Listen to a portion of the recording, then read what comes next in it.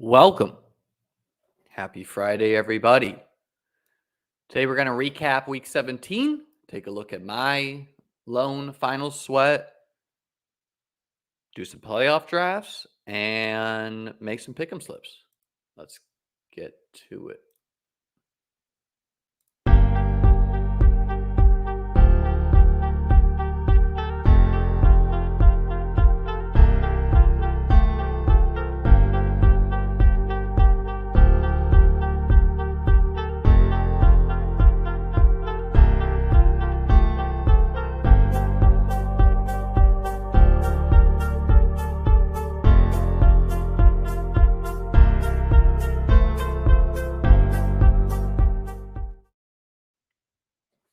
What is going on, everybody?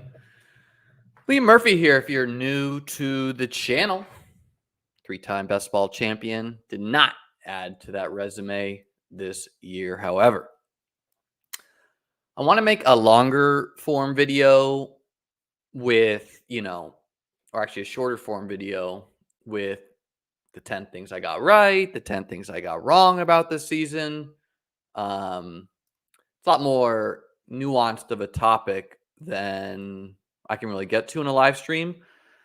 I also intend to do quite a bit of writing as I plan to launch a best ball site by at least the launch of BBM5. So you can look forward to that. If you're not already, make sure you join my Discord in the link below. You can follow me on Twitter as well. And if you haven't seen the video with the Best Ball Mania 4 champ, it's pretty much just a low-key interview with Fareed. I recommend you check it out, the $3 million man. So first thing I want to do, my lone finals team was in the big board Superflex. I got 28th. Maybe I'll add that one to the bio. Had a pretty good score here. You can see the winning score in this. It is Superflex, so two quarterbacks can count. It was 198.8. I came in with a cool 151, buoyed by Mayfield, who had scored no points until like the fourth quarter. Brock Purdy hit my lineup. Kyron and Jerome Ford and Jalen Warren, three of my higher scores. Wide receiver, ironically, this was a zero running back team, which started off with a Diggs, Cup, T. Higgins, Metcalf start. Wide receiver was the weak point, a little ironically, with only a 13 from Metcalf and a 10 from Cup. And then I got the 19 from Juwan. So overall, honestly, like pretty strong scores. It just didn't have the CD Lamb score. It didn't have the Lamar score. It didn't have some of the guys who defined the week. It did have Kyron, who I think, ironically, may have been drafted more in the big board and the big board Superflex because these contests were before the NFL draft, keep in mind. So people weren't drafting Zach Evans. People weren't scared off as much by Kyron. There's a little lesson in there where if you're someone like me who's going to be drafting the whole time, you shouldn't totally abandon the draft boards of the prior contests. Sometimes they're sharper ADPs, arguably. So that's how my team went there. Realistically, never had a sweat. Also, this was on New Year's, and I was partying by the end of the night. I didn't even realize that game was the last game there. I thought it was going to be the next day. So the winning team in this had Love and Hurts, and then I had Ford, Achane, and Najee. The big ones is it got the blow-up score from CD Lamb and Devontae Adams, and just like nothing else at wide receiver. So literally, this was like, I guess, a 4 wide receiver team, maybe 5. Downs, Palmer, Pickens, Lamb, and Adams. The rest are hurt or zeros. And then 14 from Njoku. Going into the guys who defined this week, the players who defined week 17, think it's good to just look through this. Lamar, this was a win for, I would say, a lot of the sharp market. Like I myself said Baltimore Miami is the number one game stack I would want going into the year. That was my favorite game. And Lamar put up the top score at quarterback. Now, that being said, it was really hard to get Lamar to the finals, who put up average scores before that. Jordan Love, a lot more tenable of a score. Cheap ADP. The guys did fine the prior weeks. Other than that, quarterback didn't separate too much. At running back, Kyron, just a league winner in many different ways. I'm sad for some of my teams because if they had made week 17, there's always this discussion of, week 17 correlation doesn't mean anything if you don't make it there. Well, guess what? Making the finals doesn't mean anything when you finish 100th, when you finish 20th, when you finish, 50th. You got to finish first, second, third. You got to finish up there. Hit that like. So Kyron defined the week. James Conner, not a spot you would have probably targeted going into the year. Arizona running back against Philly, but got there. Najee and Warren, honestly, put up fine scores here. Let's get this in half-point PPR. And that bumps Najee down a little bit. Pacheco against Cincinnati. That's a game a lot of people liked. And week 17 correlation, we saw that Fareed won with the Jordan Love, Jaden Reed stack at the end there. And why did he take those guys? Well, partially it was because he took Christian Watson. Sharp pick. Partially it's because he took Alexander Madison. So he built that game stack.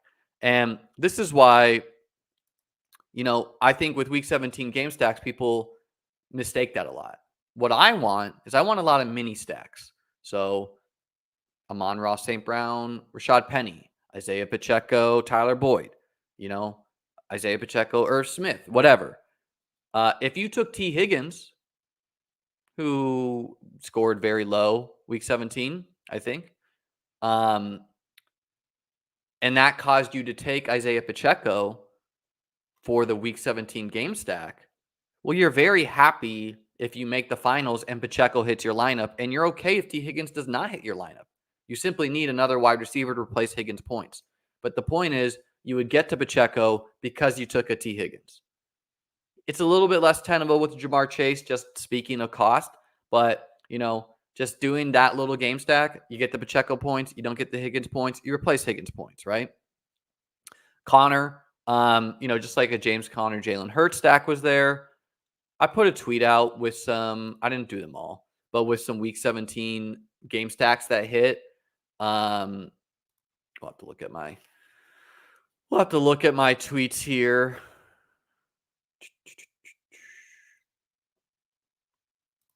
The ones off the top of my head that you're happy with: Kyron Williams and or Puka with Darius Slayton and or Wan'Dale Robinson, Devontae Adams and Jonathan Taylor.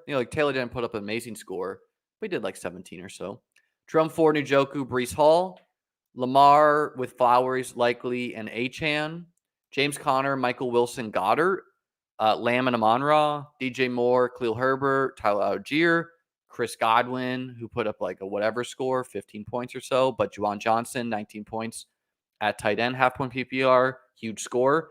And I think it's good to take away from this list here that, it's not just the Lamb Amon-Ra's. It's not just the Travis Kelce, Jamar Chases. Some weirder pieces can get there, a la Michael Wilson, a Juwan Johnson and Chris Godwin, a Tyler Algier with DJ Moore. And if you do enough of week 17 mini stacks, you're going to fall into some of these. Taking Jerome Ford because you took Breece Hall. Yeah, running back is generally not correlation we're targeting. However, if Jerome Ford's hitting your lineup, it's likely because Nick Chubb got hurt, right? So now you got a cheap RB1 and you're correlating it with Brees, right? Njoku with Brees, something like that. So something to keep in mind for week 17 game stacks, stacking the less prevalent pieces versus just going Tyreek and Mark Andrews, like just the obvious ones, which a lot of people will do. They'll be like, okay, these are the best players on the teams. It's too complicated. This is what I'm doing.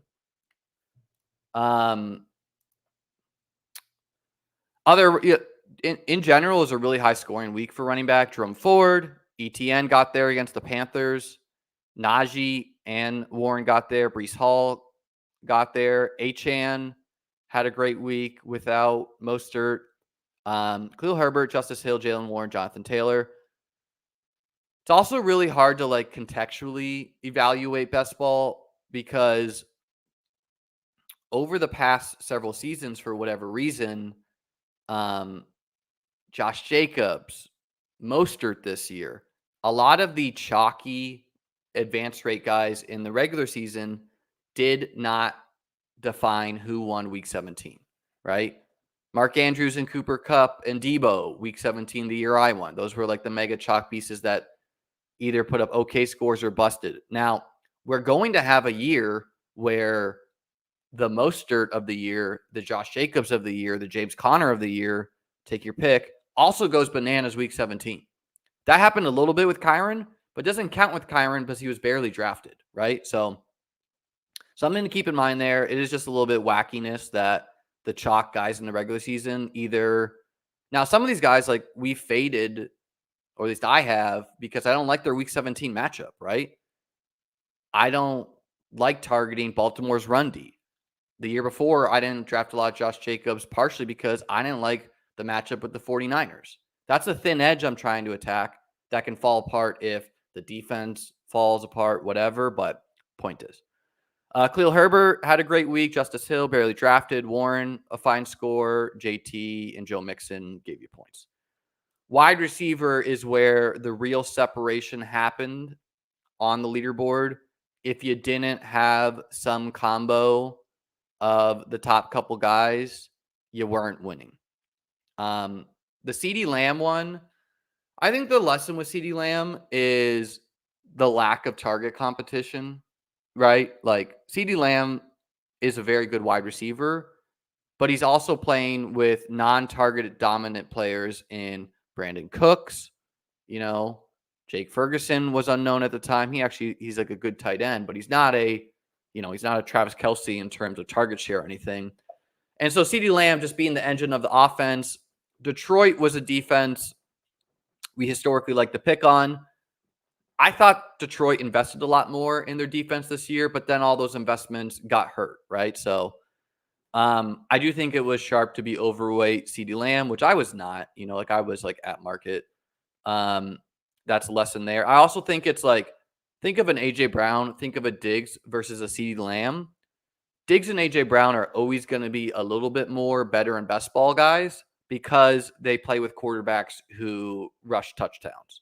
And yeah, Dak can rush in touchdowns, but in general, the better offenses that have quarterbacks that siphon off less of the points either by running or scoring rushing touchdowns is a better target.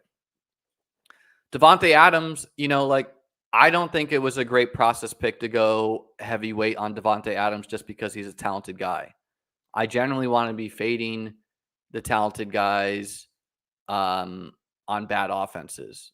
That burned you this year because Devontae Adams smashed and DJ Moore smashed against Atlanta. Both playing, Devontae Adams playing with the backup quarterback is what it is. The backup quarterbacks defined best ball this year. In the playoffs, at least. Amari Cooper, backup quarterback. George Pickens, backup quarterback. Devontae Adams, backup quarterback against the Colts. That is a matchup we would have said we wanted to target. Jaden Reed, a rookie who I was really into to begin when he was cheap. Didn't chase him up enough the boards. Brandon Ayuk, just a really talented guy against Washington. Smash spot. Bo Melton was not drafted at all. Amon-Ra, didn't give you a huge score, but that mini stack with CeeDee Lamb, fine and dandy. Although, Devontae Adams does show you, hey, if everyone's doing the CeeDee Lamb Amon-Ra, I got cute and would do like Pollard Amon-Ra. Didn't work this year. But if you just do CeeDee Lamb, AJ Brown, CeeDee Lamb, Devontae, CeeDee Lamb, Diggs, whatever, AJ Brown and Diggs, you lost to Amon-Ra. Devontae Adams, you separated by a lot. CeeDee Lamb's also a clear example of, and Devontae Adams. If you, something I've preached is getting unique combos, right? And you can get unique combos many different ways. One of the most impactful ways to do it is to reach in the beginning rounds of the draft where you're barely sacrificing projection. So what could you have done? You could have reached for an Amari Cooper at the 2-3 turn, and that would have allowed you to advance a low-owned Tyreek or someone like that, which didn't pay off week 17. Or what if you just took CeeDee Lamb 101? CeeDee Lamb was one of the guys you needed to have, and or Devontae Adams. CeeDee Lamb's better because he scored more points the prior weeks to win the contest. So if you said, you know what, I'm going to take CeeDee Lamb 101. I'm not giving him that much projection versus a Jefferson, a Chase, a CMC. Yeah, you were right, A.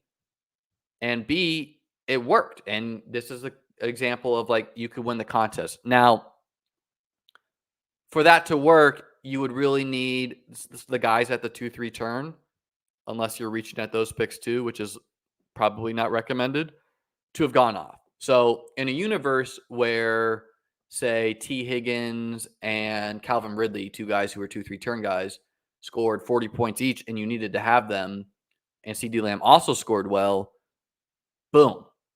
You reached, you didn't sacrifice a lot, you won the contest versus everyone else who got those two guys, but also has a CMC who is dead or something like that.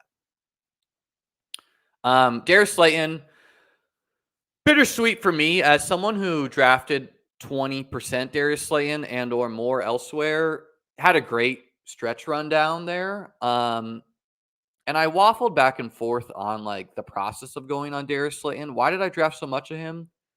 Well, because I was a believer. It was an ambiguous room, and I simply believed that he was going to be an outside wide receiver. Now, that was true. You know, he clearly was, if not their top wide receiver, one of them. So he's on the field. He's a downfield threat. Now, middle of the season, I was thinking, do we really want these guys like Darius Slayton anymore? Do we really want these guys like Gabe Davis, etc., guys here winning down the field in a cover 2 era? One possibility is towards the later half of the season, the teams that are, you know, whatever, like defenders, every player's tired by the end. So I don't know if this cover, like, do people stop playing less cover 2? Is there less effort given on defense? I don't know why we saw more deep bombs the second half of the season, which anecdotally seems the case to me. Zay Flowers smashed here with like very, very little targets. Wan'Dale Robinson, George Pickens, Julio Jones, Puka Nacua. Tight end, Juwan Johnson, who was a tight end I was into, and, you know, like, whatever, he spiked. You look at the tight ends here, Dalton Kincaid, tight end 7. This just shows you that, in general, you probably want to be spreading your tight end exposures pretty wide, right? Because, in general, you needed a Juwan, likely, Njoku to win. Goddard, sure, but he's more expensive. Laporte and Kincaid also didn't get separated by Njoku, but likely and Juwan separated a bit. Likely is a different case because he needed an injury, arguably. But yeah, just spreading tight end exposures. There are some good process picks in here too. So, oh no, I closed Underdog, and that's gonna make me load again. So yeah, I plan to go more in depth here, especially with my writing. I also did a first crack, if you didn't see this, at round 1 of the fantasy drafts next year for best ball. I've thought about it a little bit, and I would change one of my picks. I went CMC, Tyreek, Jefferson, Chase, Lamb as like a tied tier. And in this tier, I would say CMC and Tyreek, are probably the two we're most worried about just because of age. Tier break, Amon-Ra, A.J. Brown, Kyron Williams, Bijan Robinson, Breece Hall, Puka Nacua, Travis Etienne. In the mix, many. I think I would replace Etienne with Nico Collins or Brandon Ayuk. And my point here is that there are like many names to be excited about. Ayuk, Nico Collins, the elite quarterbacks. You got the old guys, Diggs, Devontae Adams. You got James Cook, Rashad White. We got, ETN. I think this is a year, thinking about next year, what's going to be different is it's going to be a year where there's a lot more young players in these 2-3 turns. And I think it's going to be deeper because of that. And the question is, where does it dry up? Does it dry up at the 2-3 turn, in which case it makes the first overall pick, the second, the third, etc., a lot more strong because you're getting two other strong players with them? Or does it tie up at the 4-5?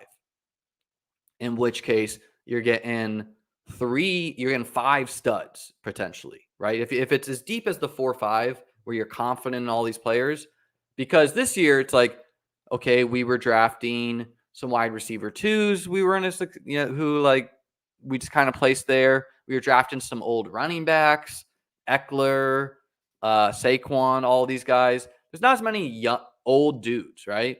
Like the old guys we have to fit in somewhere. Kelsey, if he doesn't retire, Devontae Adams, Diggs.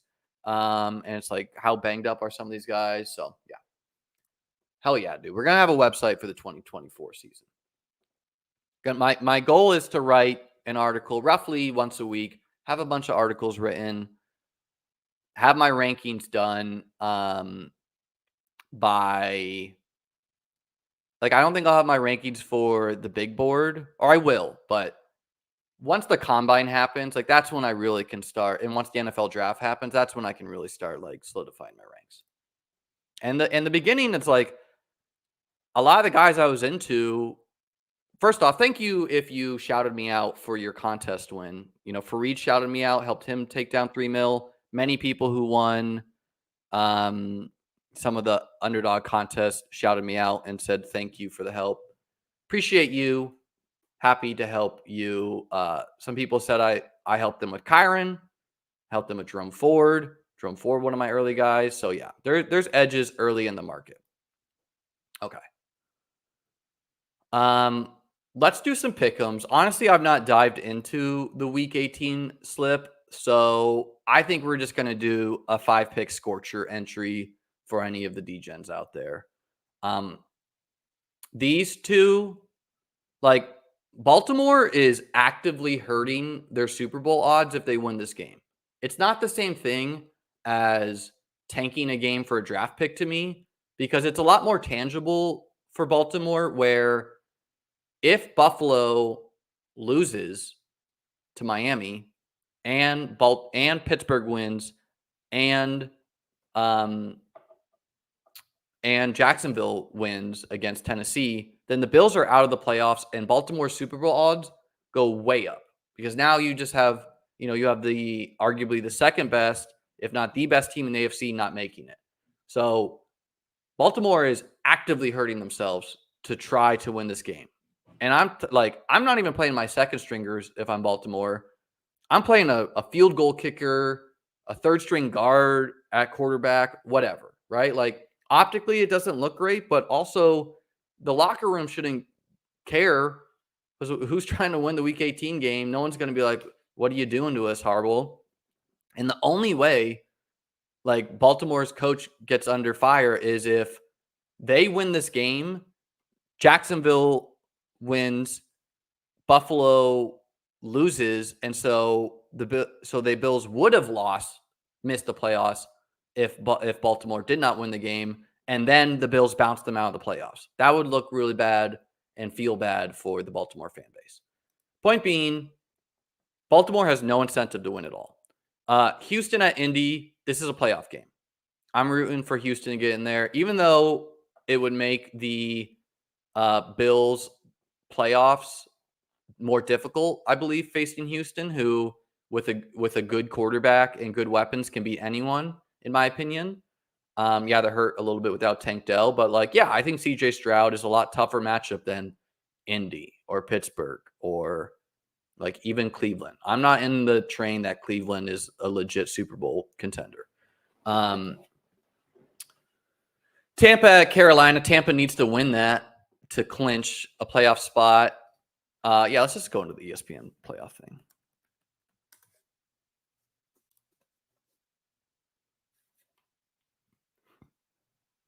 So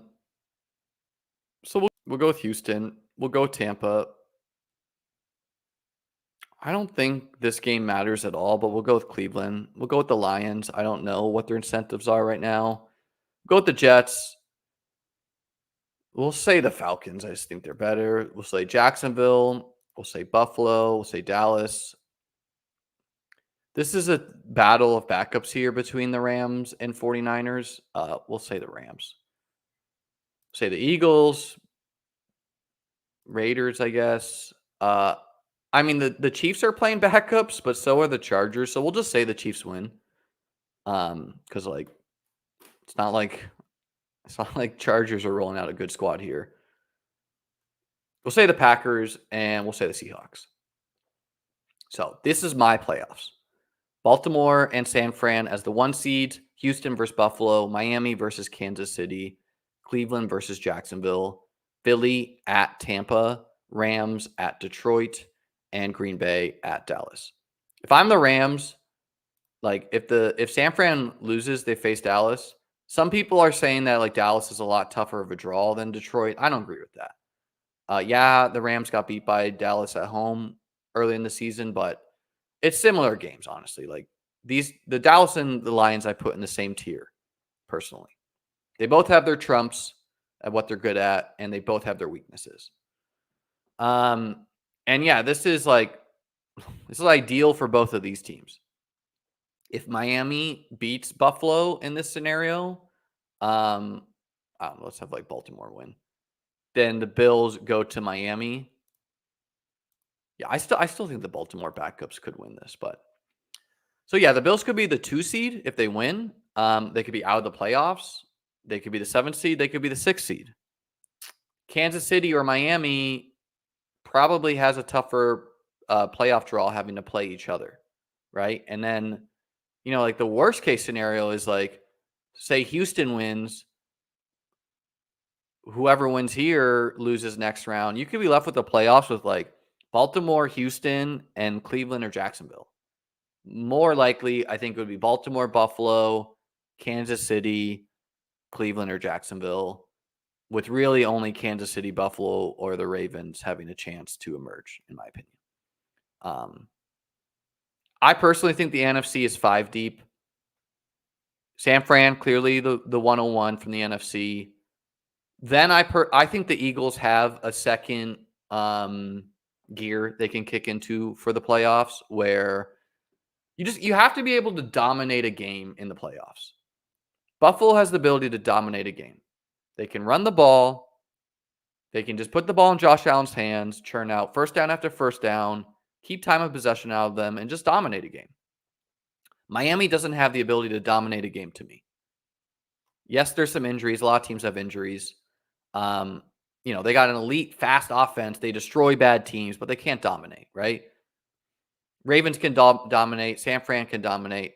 I just think the Eagles, they're going to view their games against like Dallas, Detroit, Rams, 49ers, and they're going to say, you know what? We're going to try to run the rock with Jalen Hurts, tush push twice in a row if we have to sometimes.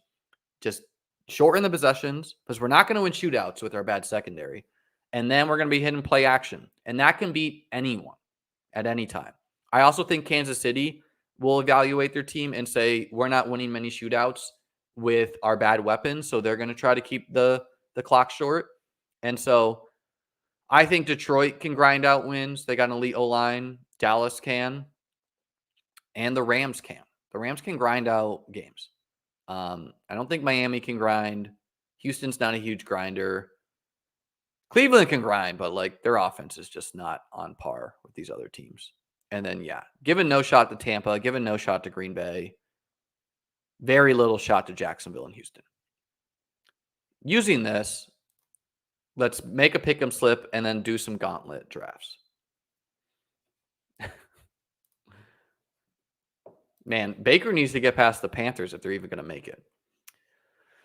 Okay, so motivation-wise, we know Jacksonville. We're just going to pick guys from the motivation teams. Christian Kirk, amazingly, is going to play. That was reported as like a 8-week injury. He's practicing. I think he's going to play. So I want to grab a touchdown on one of these guys. We're going to grab the touchdown on Ridley. It is, Tennessee's awful against outside wide receivers, where Ridley does most of his damage. So let's go with the Ridley touchdown. We know the Buffalo-Miami game has plenty of motivation. Let's see what scorcher we can get here.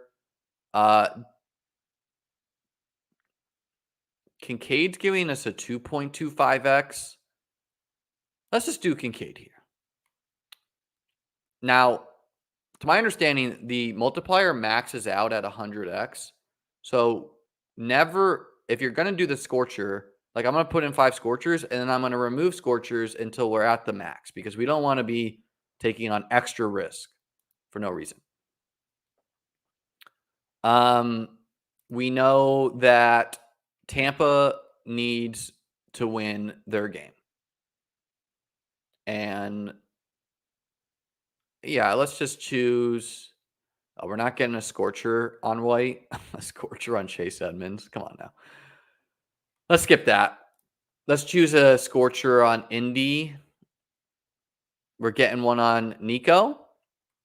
Let's do that there. Indy side. No. Baltimore are going to be rolling out the backups. So let's go with the scorcher on Jaylen Warren. And let's get one more pick in here. Green Bay needs to win. Let's see what they're scorching up.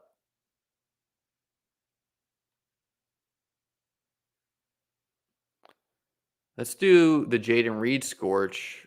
Okay, so that puts us at 100x. But let's remove Jaden Reed and just do higher. That also puts us at 100x. Okay. Well, let's remove the Warren scorch too. And go into and just choose like a higher on him.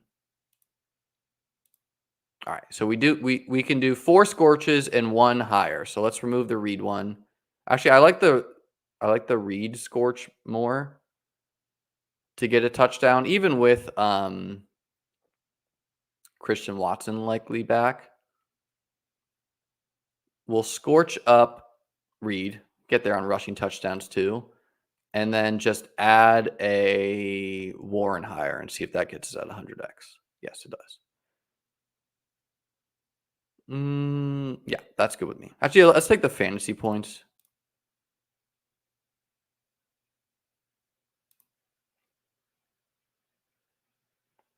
Yeah, we'll take the fantasy points. You can get there a lot of ways. Okay, so I'm going to do that bad boy for $10. If you want to tail me on the scorchers, it is Ridley touchdown, Kincaid touchdown, Nico touchdown, Reed touchdown, Warren higher on fantasy points. Let's do some gauntlet drafts. Someone's asked me why I don't stream a lot of gauntlet drafts. I've done 50 of them, so I'm getting closer to done with the gauntlets. I'm not going to do 150. And the market is just like totally different now from earlier. So like I don't want to be putting extra bullets if they're dead. And so I've been building differently than I was before. I'm getting a spam call. There's definitely some strategic elements you can do for gauntlet drafts. But yeah, I don't stream a ton of them because if a bunch of people dupe my strategy, it's kind of just like killing my expected value. But once I launch my site, I plan to write a lot more about it. So we're in this. We'll do 1 or 2 and get on our way. It's also hard to stream these if someone's watching your stream and seeing what you're doing. It's competitive in these streets to make teams. I mean, yes, obviously Allen should be a first-round pick if the Bills win. I also think it's a market inefficiency that Diggs' ADP is ahead of James Cook. There's like several market inefficiencies happening, in my opinion. Tyreek, for example, bro, the Dolphins are not making the Super Bowl, in my opinion. Why is he still so high? Browns and Jags players, one of those guys is probably getting 2 games. Are they going to score a lot in those games?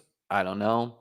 People seem to really my recommendation to you if you're new to the Gauntlet Drafts is always read the rules of the contest, what the advance rate is and what the final size is.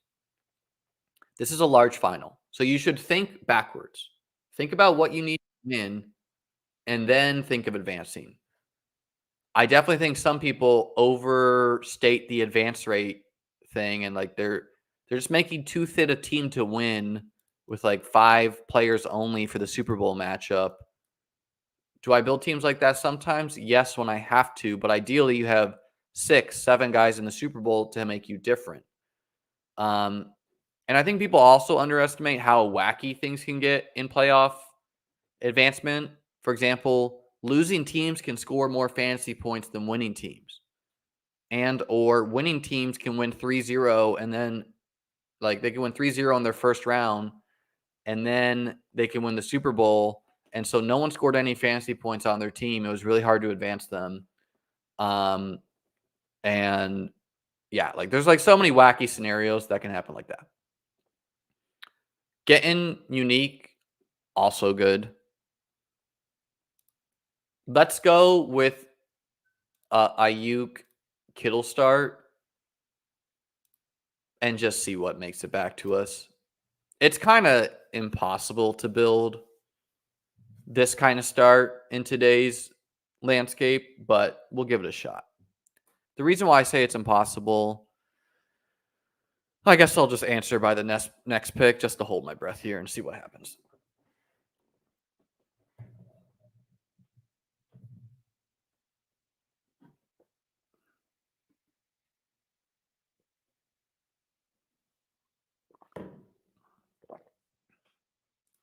My brother, I would be lucky, very lucky for that to even be the case.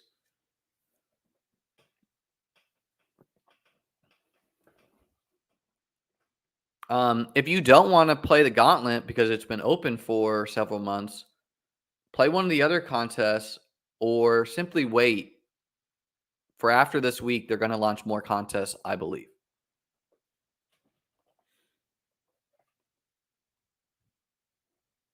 Oh, yeah. And you know what? There are times where you just build dead teams.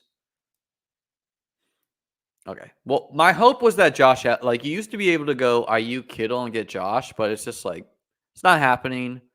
And now this guy's probably going to go Mahomes and Rice, Mahomes and Pacheco, something like that.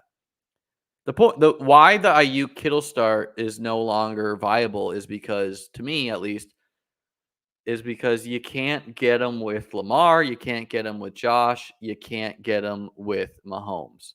And I don't think any of the other teams can actually make the Super Bowl. So, yeah, I'll settle for Miami. I'll settle for Jacksonville. I don't like an Ayuk Kittle start as like advance rate, but yeah, it's just tough because you could do this with a Josh, you could do this with a Lamar, you could do this with a Mahomes earlier. And a lot of times what you see in today's market is you see the CMC guy either go Bills or Chiefs. And yeah, now my team is just like dead. Okay, so I don't know.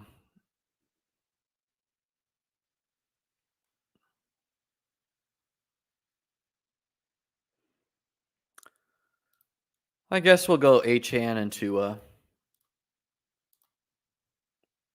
The running back is obviously more valuable to my team than Waddle, even though Waddle has a higher ADP because my team is dead if someone takes Achane. And so, yeah, I could gamble the lineup and hope that Achane makes it back to me by ADP. He's more likely to. Um, but this guy just took Miami guys and could be watching my stream. So, yeah. I also could have just gone scorched earth and been like, F y'all. I'm going to ruin the Bills guys. I'm going to ruin the Chiefs guys. I have more bullets than you.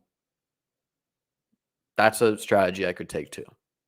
Like, if I notice any of these guys are like volume drafting with me, I could just like spite draft anyone who snipes my preferred stack. They might get the picture and they might just be like, well, I'm tired of that happening. I'm going to take a different team.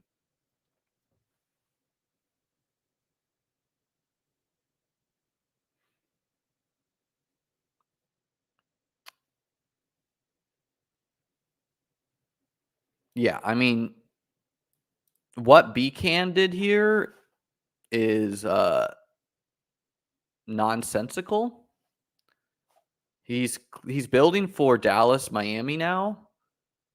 So why did he take Brock Purdy? Right? Like he could have gone if he's going Brock, he could have gone like Cook and Diggs. That would have made sense. But he's got his Miami thing going on. I guess he could go like Mitchell. And this is why you take Achane because like yeah, he takes Waddle here.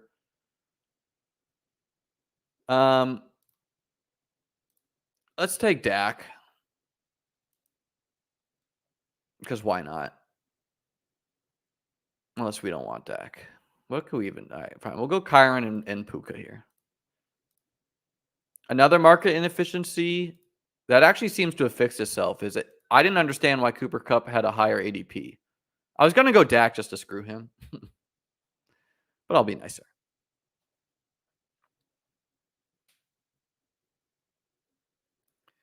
So now I got a Miami Rams, Miami 49ers.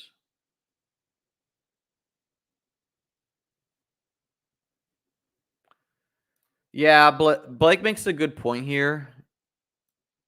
He didn't play the longer time capsule contest with a higher payout. Now, not everyone wants to do a $25 draft. That's understandable. But he said, I built some Bills Niners and Mint and won, but I feel dumb now because that contest, I don't think I got an edge like I thought I was compared to the Gauntlet. Like, yeah, like you can look at some of my early teams, which I'll show you after this draft, and they're just full stop. You cannot build them anymore. Huge edge right there.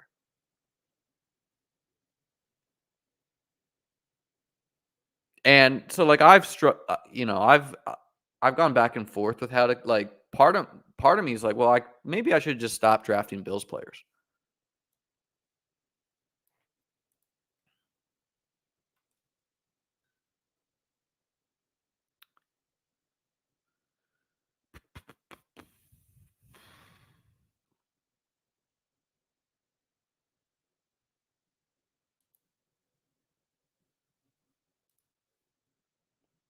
Let's go Statty Ice. I think I could see the Rams a lot more easier making the Super Bowl than I can Miami. And I'm going to take ETN.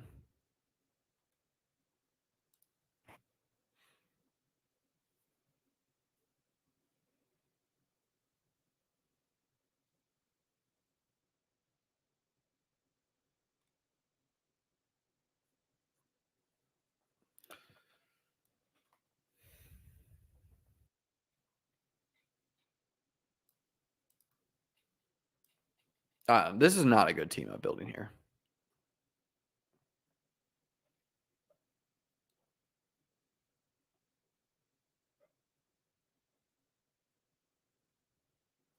If I had one more pick, this is a fine looking team. But like I just don't want to be drafting the Cedric Wilsons of the world. And I can't get another Miami piece is the issue.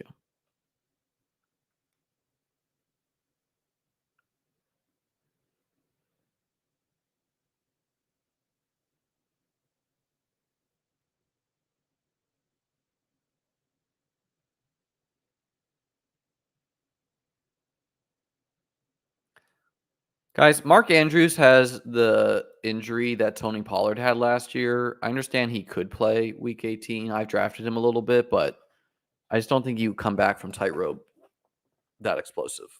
And likely is playing well. So I will not be drafting Mark Andrews going forward.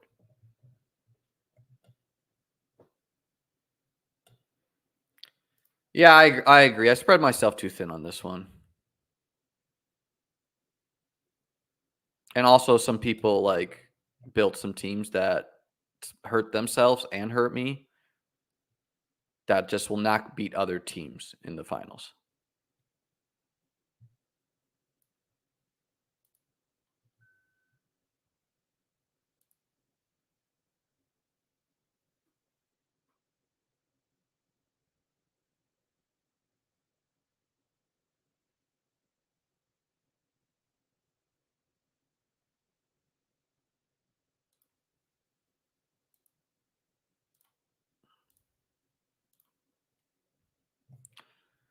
All right, I don't love it, but I'm live for Rams versus Jacksonville in the Super Bowl. I'm live for Miami versus 49ers, even eating a 0 if it is hard to advance 49ers to the Super Bowl and I get good pod luck and or I have the right one-offs. And I'm live for Jacksonville versus San Fran in the Super Bowl. Again, if it's like impossible to get Ayuk and Kittle and I get lucky. But overall, not a team I like. And this is not what I usually do at the 1-2 turn because I knew the draft kind of turns like this. Now, you do Ayuk, Kittle, you get in a lucky room. Occasionally, you will get Mahomes here. Occasionally, you will get Josh here. I personally settle for Mahomes. But yeah. Let's take a peek at these. Just to show you some of the shit you're messing with in the gauntlet. And I didn't do enough early, being honest. So pulled the 101 here. And the marker was insane back here. I even tweeted this out. I said Tyreek Hill 102 is one of the worst ADPs. So I went CMC, Debo, Kittle. You can very rarely get this today. Usually it's Ayuk instead. But Debo is like the 103 now. Diggs, Josh. And then I went with Nico and James Cook. So I need the Texans to make the playoffs for this one. And then ended it with Kincaid, Gabe Davis, Shakir. So I don't need Nico to make it because if Josh scores 40 and like so does Cook and it's like impossible to advance without Bills guys and then I get Bills 49ers in the Super Bowl, which is like a pretty chalk Super Bowl. Good luck beating this. Not a lot of people were doing this back then. Actually, people were outright taunting me for drafting Bills back then. You can go back and watch it, And so that's a good thing because I get the cover of a fan. So people just think I'm always chasing them as a fan. But no, it was like outright unquestionably sharp to take on the uncertainty of Buffalo the first week. And people drafting like Browns players back then, that was not sharp to me. You can see like why I was able to get these guys. People were drafting the Jags who barely get drafted anymore. So they're a team you can draft now. People were not drafting the Rams back then, like at all. They're a team you can draft now. People were drafting the Lions more aggressively, the Dolphins like way more aggressively, so they're a good team to do now.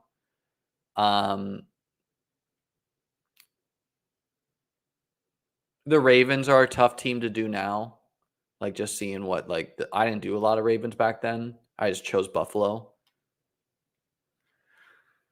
Okay, this one's a Buff Dallas. Buff Dallas is still a team you can full stack. Also technically live for Bills Rams with a one Ram piece. Buff San Fran again. This one has Purdy as well. So Josh, Cook, Ayuk, Samuel, Kittle. And then this needs Houston, Jacksonville to make the playoffs, and Kirk and Noah Brown to play. So it's kind of thin, but it has Ayuk, Debo, Purdy, Kittle. So you just flat out can't do this anymore. And then I got to add Diggs, Josh Allen, Cook. Cannot do that anymore.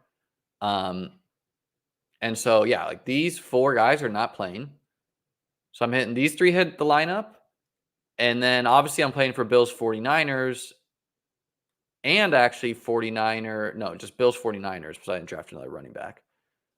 But I need Nico and Noah Brown to like score well in a loss. But I'm counting on all these scores. So either I advance because Josh is the guy you need to advance, and you can advance any combo. Like Josh scores 50 in low scoring games for the other playoff games. Boom, you can advance even with a couple zeros.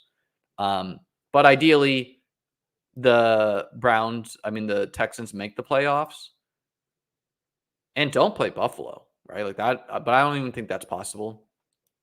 And then, yeah, I need Kirk to play as well.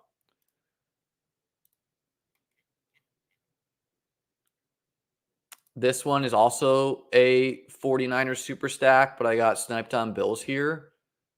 So it's only live for 49ers versus Jacksonville or Houston in the Super Bowl. Possible, unlikely. Just click into some other, like, yeah, there are some drawbacks of drafting early. I got some Keaton Mitchell.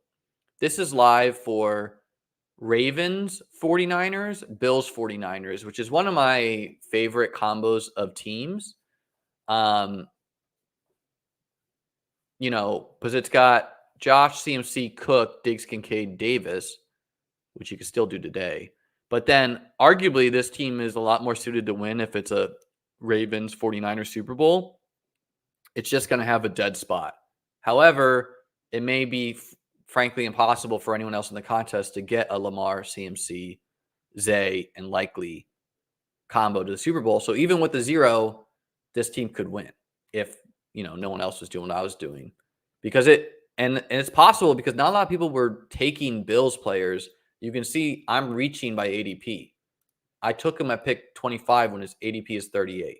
So I was going into this with the knowledge that people are not doing this. I think Buffalo is going to rise. And I'm not going to wait on the ADP. I'm going to reach to get the full team to advance a Ravens 49ers.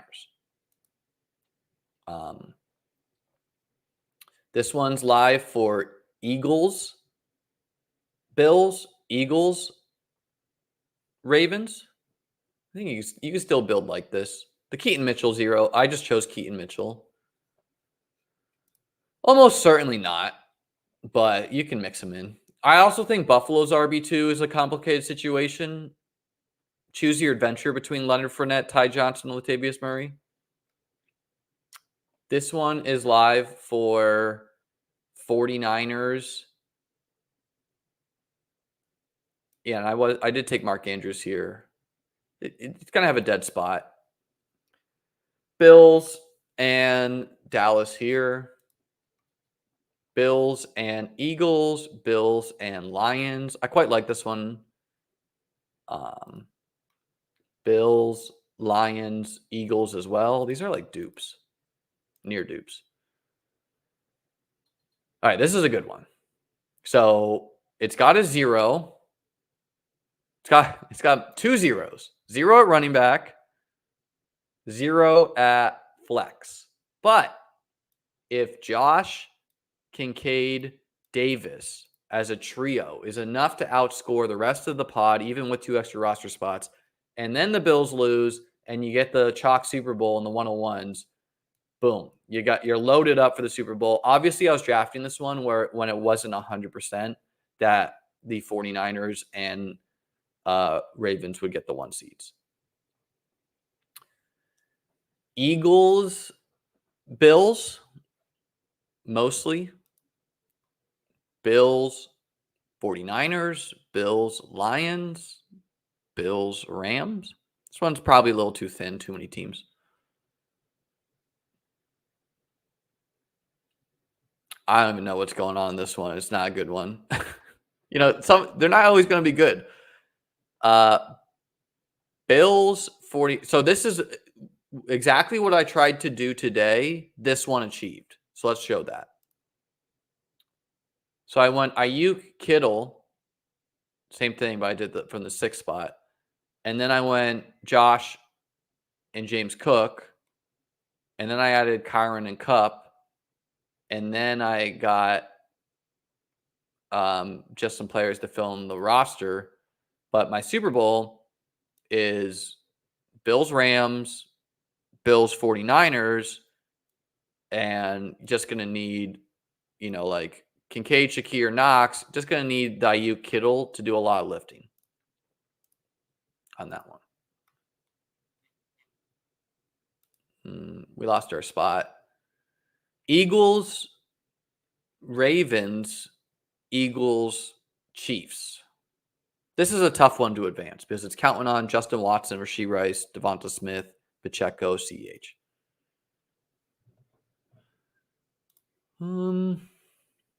Chiefs, Lions, Chiefs, 49ers. Bills, Eagles, Bills, Rams. Yeah, I mean, sometimes you do get stuck in a room like that. And those times I'll like when someone's just like effing with people and they have a team, I'll just like, whatever. I can draft more teams than you. And then I'll just end it with Jacksonville stacks. Yeah, I mean, Knox is like, there's a ton of guys barely being drafted that you can mix in. Shakir, I like quite a bit. Knox, Latavius Murray, Leonard Fournette. Kind of pick Dameon Pierce. Oh no, maybe Devin Singletary. All right, guys. Well, I hope you enjoyed this video. Definitely will be having a lot more, best ball centric videos down the line. Looking forward to launching my site. If you're not already, make sure to join the Discord. Please like the video and subscribe if you have not. I am almost at 3,500 subscribers. So if you could subscribe, just need 30 more of you. And if you enjoy my chess content, keep an eye out because I'm going to launch a different channel for chess. I just decided the niche is too different. Like some people want fantasy football, some people want chess, very few want both. So I'm just going to make a different channel. Peace out.